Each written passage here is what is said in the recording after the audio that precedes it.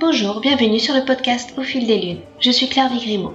Je suis hypnologue et professeure de yoga. Vous pouvez me retrouver sur le site clairviyoga.com, KLERVYOGA.com, où je vous présente toutes mes activités. Toutes les semaines, je reçois des invités dans ce podcast qui nous parlent de leurs activités autour du bien-être, que ce soit l'hypnose, le yoga, le reiki, la sylvothérapie et bien d'autres thèmes encore. Alors sans plus attendre, voici l'épisode du jour. Dans cet épisode, je reçois Greg. Greg est la plume derrière la très belle page Facebook des yogis et des lunes. Sa page est née d'un projet humaniste et artistique pour y rassembler avec bienveillance des personnes en quête de connaissance de soi et de l'univers. Les thèmes abordés créent une poétique toile lunaire dont les fils de trame sont tissés par une quenouille qui se promène dans les fibres du yoga, de l'astrologie ou de la méditation. En toute simplicité, avec des images parlantes et marquantes, Greg nous parle de son parcours. Celui-ci a débuté par la méditation. Cette pratique s'est ancrée dans ses habitudes, comme une douche quotidienne pour nettoyer son âme. Il y a ensuite ajouté une dimension corporelle en se tournant vers le yoga. Quant à l'astrologie, c'est une astrologie de transformation qui fait la connexion entre l'homme et l'univers, qui l'accompagne sur sa voie. Et la lune est l'astre qui rassemble autour de tous ses rayons intimes toutes ces disciplines. Greg nous inviterait ainsi à écouter le dialogue imaginaire entre des yogis, chercheurs d'absolu, et des lunes changeantes par nature. Et il en résulte de magnifiques leçons sur la connaissance de soi et de l'humanité. Un épisode tout en poésie autour de la lune et du yoga. Bonjour Greg, je suis enchantée de te recevoir. Tu es la plume derrière la page Facebook et le site internet des yogis et des lunes. Est-ce que tu pourrais te présenter en quelques mots? Bonjour. Oui, en effet, j'ai créé la page Facebook des Yogis et des Lunes en novembre 2019, si je me trompe pas. Qui je suis? Donc je m'appelle Grégory, j'ai 42 ans. J'ai toujours été intéressé par le développement personnel, la spiritualité, depuis aussi longtemps que je puisse me rappeler. Euh, et petit à petit, alors moi, je n'ai pas fait comme tout le monde. La plupart des gens commencent par le yoga, on va dire, et puis après basculent en méditation et basculent. Moi, j'ai commencé par la méditation. Avant ça, j'ai toujours été intéressé par la tarologie, l'astrologie, etc. Mais j'ai commencé par la méditation. J'ai commencé suite à un événement dans ma vie qui a fait que je me suis remis en question et je me suis dit pourquoi ça m'arrive encore une fois. Il y a quelque chose que je dois voir et que je vois pas en fait dans ce que je vis. Et j'ai commencé à chercher et je me suis dit pour essayer que ça aille mieux, je vais essayer de me connaître un petit peu plus. Et j'ai commencé par de la méditation. Très rapidement, j'ai fait une formation avec un centre de méditation bouddhiste qui est au-dessus de Montpellier, qui s'appelle l'Erabling.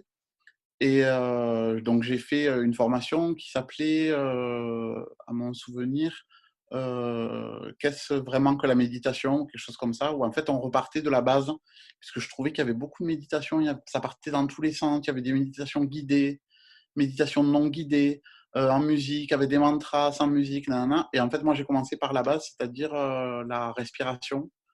Et, et donc j'ai pratiqué la méditation depuis, je continue à la pratiquer d'ailleurs depuis 2012 et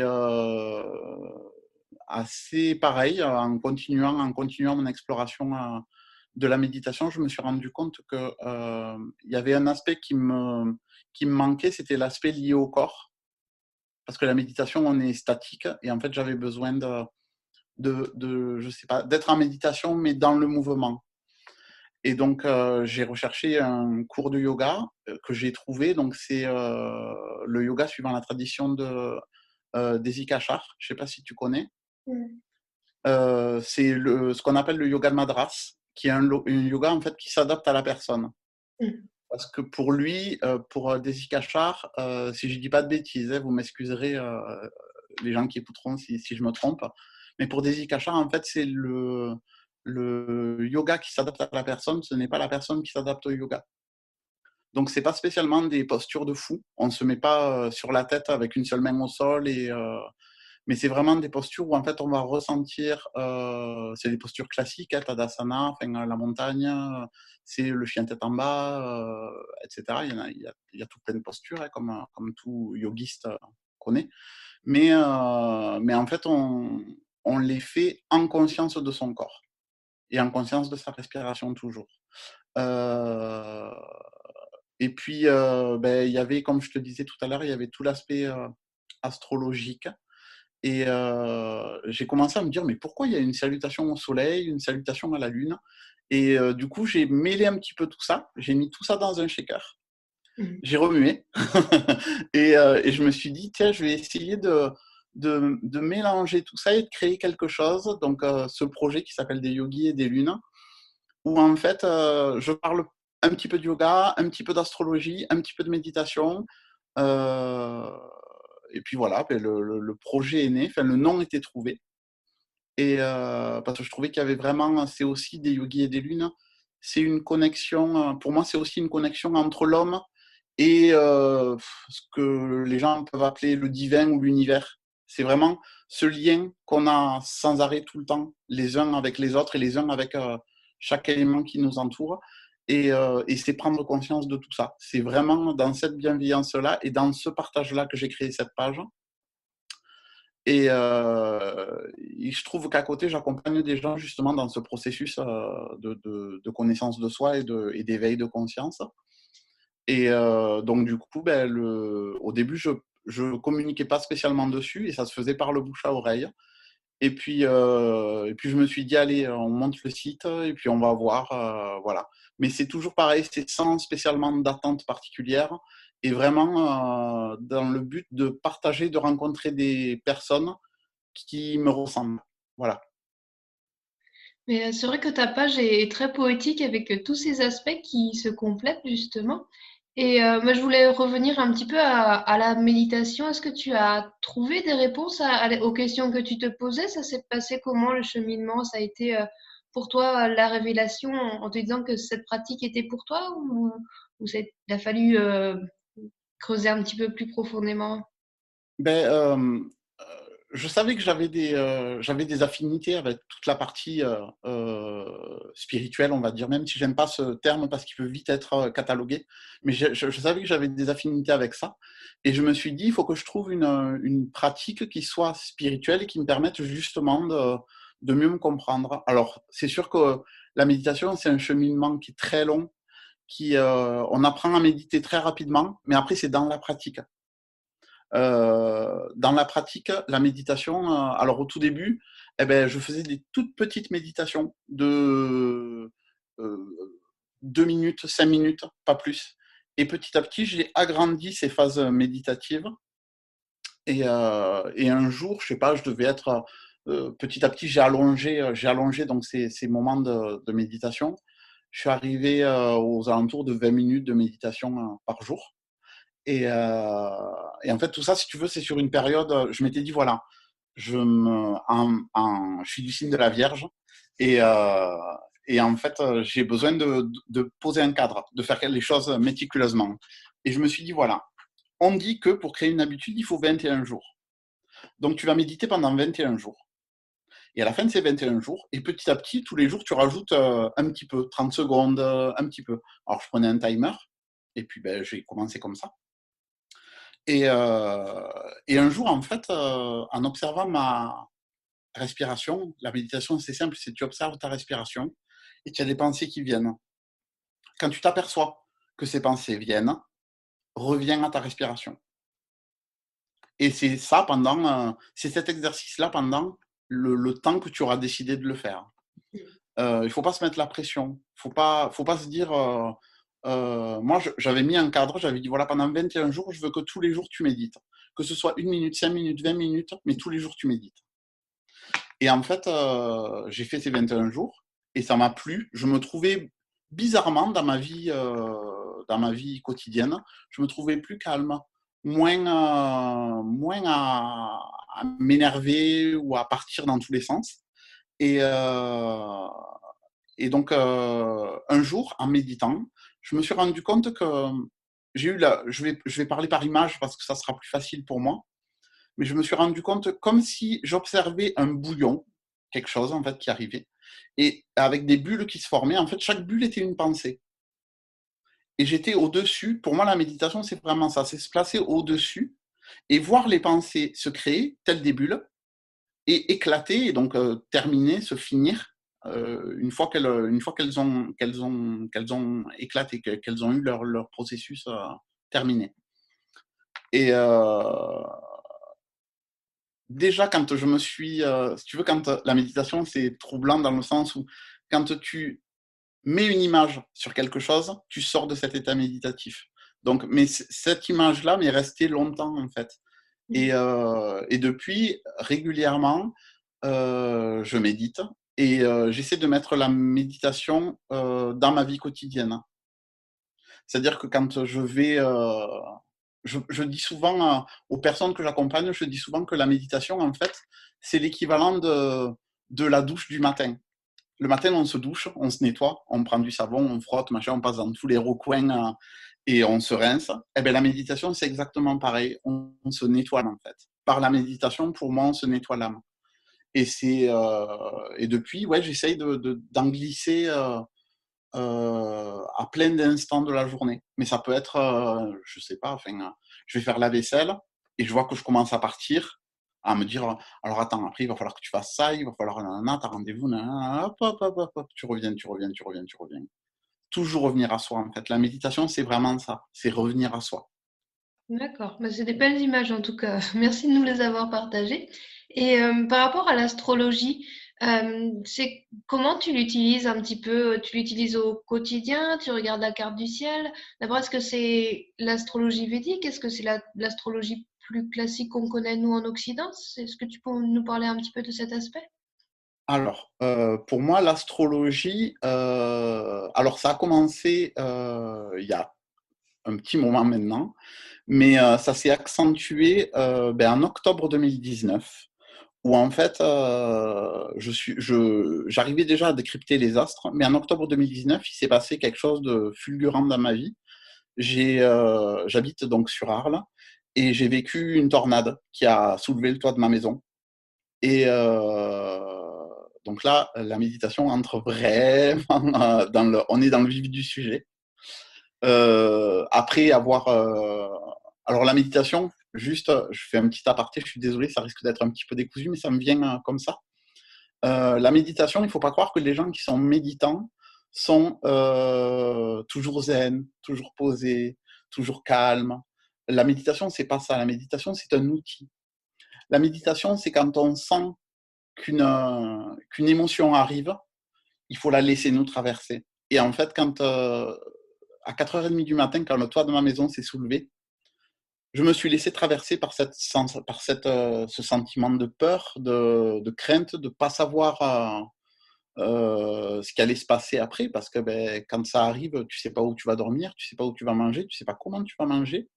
Euh, mais en fait, je me suis laissé traverser par tout ça. J'ai pas essayé de lutter, en fait. Je me suis dit, c'est là, il faut le vivre maintenant, il faut pas le retenir, il faut pas. Donc, j'ai pleuré, j'ai paniqué, je suis passé par plein d'états. Mais rapidement, je suis revenu à quelque chose où je me suis dit, bon, puisque tu sais pas ce que tu vas manger à midi, ce que tu vas faire aujourd'hui, où tu vas dormir ce soir, eh ben, vis l'instant. Vis l'instant. Et en fait, ça a été pendant un petit moment mon leitmotiv suite à la tornade. Et donc, pour revenir à l'astrologie, euh, il y a des alignements planétaires en ce moment qui sont présents. Alors, je ne fais pas de l'astrologie divinatoire. C'est de l'astrologie toujours pareil. Moi, c'est lié au développement personnel et à la connaissance de soi. Donc, quand je rencontre quelqu'un, je vais lui demander sa date de naissance, son heure de naissance. Je vais sortir ce qui s'appelle son thème natal, qui permet justement de voir les influences que les planètes avaient au moment de la naissance de la personne. C'est un peu une carte d'identité, si tu veux. C'est un peu ce qui va te tous les aspects de ton caractère et de ton être qui vont être rassemblés en quelque part, et c'est en toi en fait. Tout ça, c'est en toi. Et ça va te suivre tout le long de ta vie. Donc ces aspects, si tu veux, ils sont là aussi pour comprendre comment tu fonctionnes et de quelle manière il faut que tu agisses pour te sortir d'une situation problématique ou conflictuelle. Et des fois, ça peut être aussi lié à des aspects physiques ou même au niveau des maladies qu'on peut attraper. Ça peut très bien, on peut aussi voir tout ça dans l'astrologie.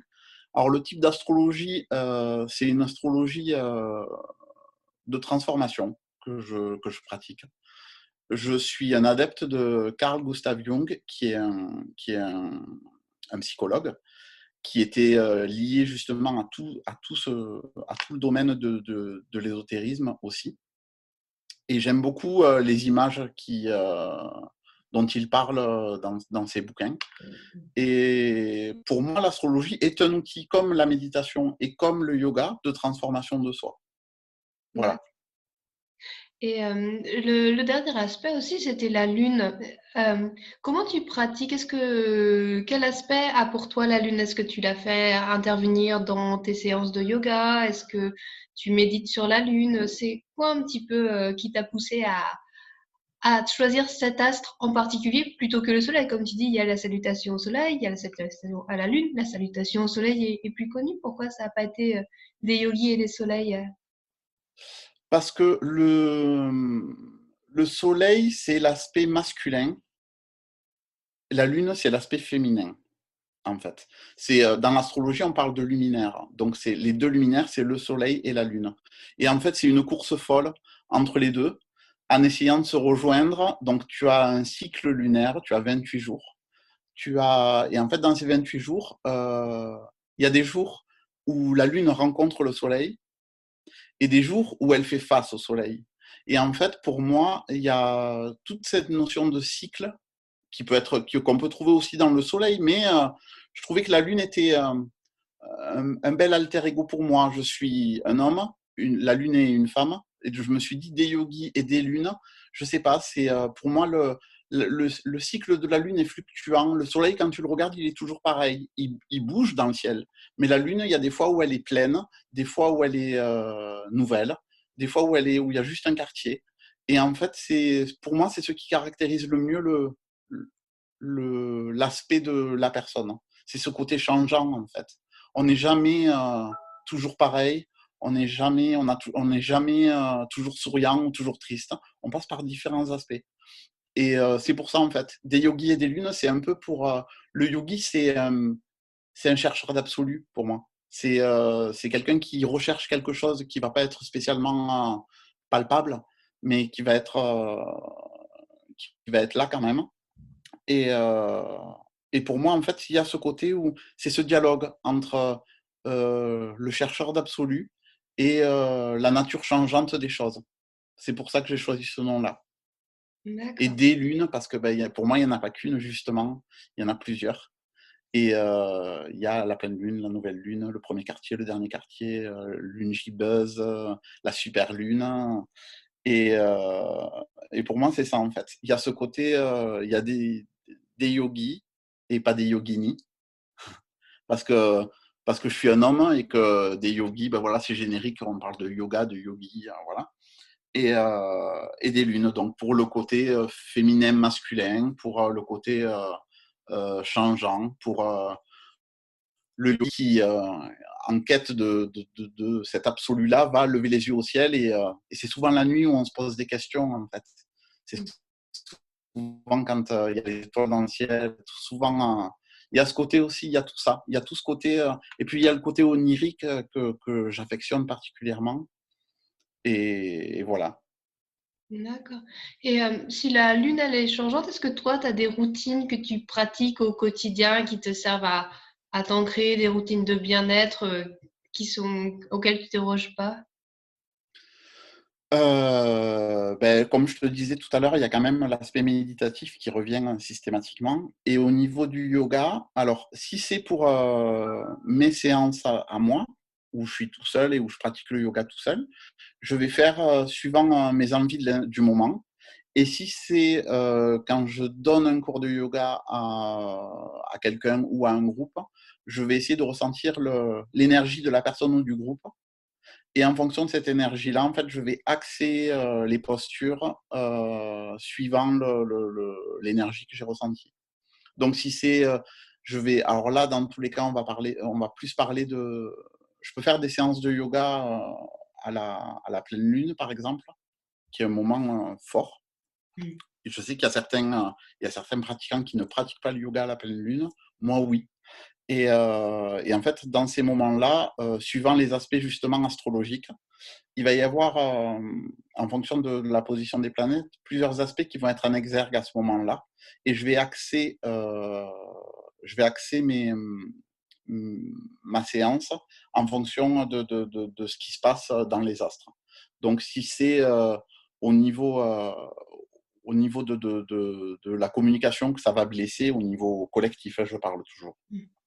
Je vais travailler sur des postures de yoga où en fait, où on va avoir des compressions au niveau de la gorge.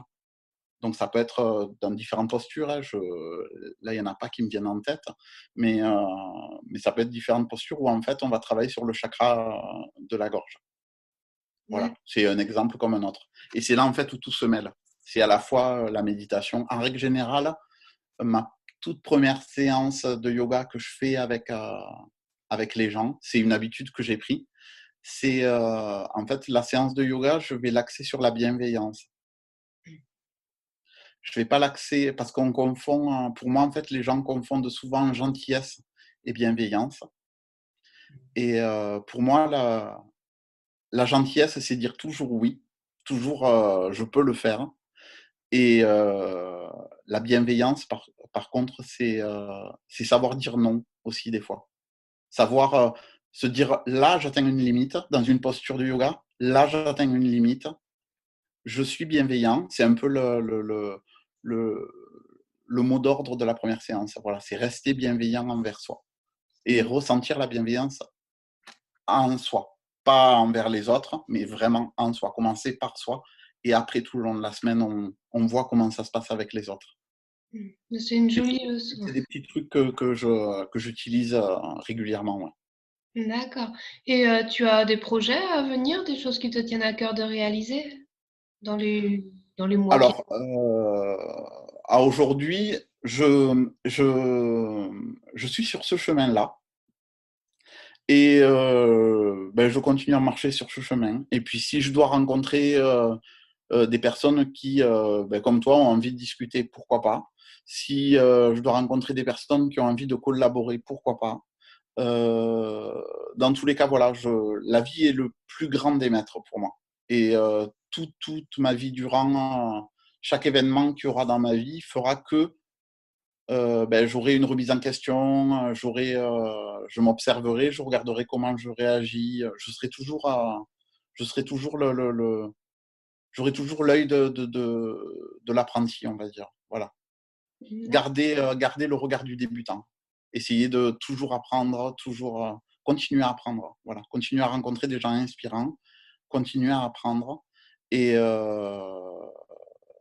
et c'est pas parce que quelqu'un va me suivre dans un développement, enfin dans un accompagnement, que je suis j'aime pas le côté maître et enseignant, c'est la personne, elle va se mettre à côté de moi et l'espace d'un instant dans la vie de cette personne, je vais lui tenir la main et je vais l'accompagner sur un chemin. Je vais lui dire, viens, on va promener par là. On va voir. Juste, on va voir. Et la personne, après, elle fera ses choix et elle verra. Mais c'est juste essayer d'apporter aux personnes que j'accompagne, euh, de leur montrer des portes. Après, ça sera à eux à les franchir ou pas, mais je leur montrerai des portes. Je sais, regarde, ça, cet aspect-là, il peut être intéressant. D'accord. Et peut-être une dernière question, tu aurais un conseil de lecture ou un conseil peut-être plus en général pour nos auditeurs pour terminer cet entretien? Euh... J'avais pas prévu cette question. Un conseil de lecture. Sinon, moi je trouvais assez jolie ta dernière réplique de rester en constant apprentissage aussi, de savoir se remettre en Ouais, cause. je pense que c'est. euh, essayez juste de ne pas vous mettre d'étiquette, je pense. Essayez de ne pas se mettre une étiquette. On n'est pas que un prof de yoga ou un boulanger ou une infirmière en ce moment. Voilà, on est bien plus que ça. On a, comme je disais, l'astrologie, c'est la lecture des astres et le thème natal, c'est la position des astres en soi. Eh ben, essayez de se dire tout le temps qu'on est un tout et qu'en fait, on rencontre que les gens qui sont en face sont pas spécialement, sont ni bons ni mauvais. Et on n'est pas en quête de la personne parfaite. On est en quête juste d'une personne avec qui ben, on s'accorde et voilà quoi. On D'accord. est ouais voilà, essayer d'être le plus bienveillant envers soi, toujours. D'accord. Ben, merci beaucoup, Greg, pour cet entretien. Donc, si les gens veulent te retrouver, ils vont sur ta page Facebook des yogis et des lunes, c'est ça? Et ton site internet ou... Voilà, c'est ça, des yogis et des lunes. Alors en ce moment, je suis dans une période où toutes les semaines, je fais un peu une lecture des énergies du ciel, que je publie en règle générale le dimanche, et qui permet, alors voilà, c'est toujours pareil, toujours, je reviens sur le même mot, mais c'est toujours dans la bienveillance. Mais voilà, si les gens ont envie de suivre ce petit chemin avec moi un instant, ben ouais, ils peuvent s'abonner à ma page Facebook. Et s'ils veulent ben, discuter ou en savoir plus sur mon activité, ben, se connecter sur mon site internet et puis m'envoyer un mail via la page contact. Voilà. D'accord. Merci beaucoup et à bientôt. Merci à toi. Merci d'avoir partagé ce moment en notre compagnie. Vous trouverez toutes les notes de l'épisode à la rubrique podcast du site clairviyoga.com. KLERVIYOGA.com. Sur ce site, vous pourrez aussi découvrir tous les accompagnements que je vous propose en hypnothérapie et yoga-thérapie. Et faites aussi un tour du côté de la bibliothèque enchantée. À l'adresse clairviyoga.com/membre, je vous présente une bibliothèque très particulière qui ouvre ses portes magiques 2 fois par an. Veillée par les fées de Beltane ou les sorcières de Samhain, vous allez pénétrer dans un monde magique où la lune, le yoga, l'hypnose, les moments d'échange, les rencontres en cercle, dansent en cadence dans une roue des saisons pour vous permettre d'illuminer de poudre magique votre quotidien. Belle semaine et à bientôt!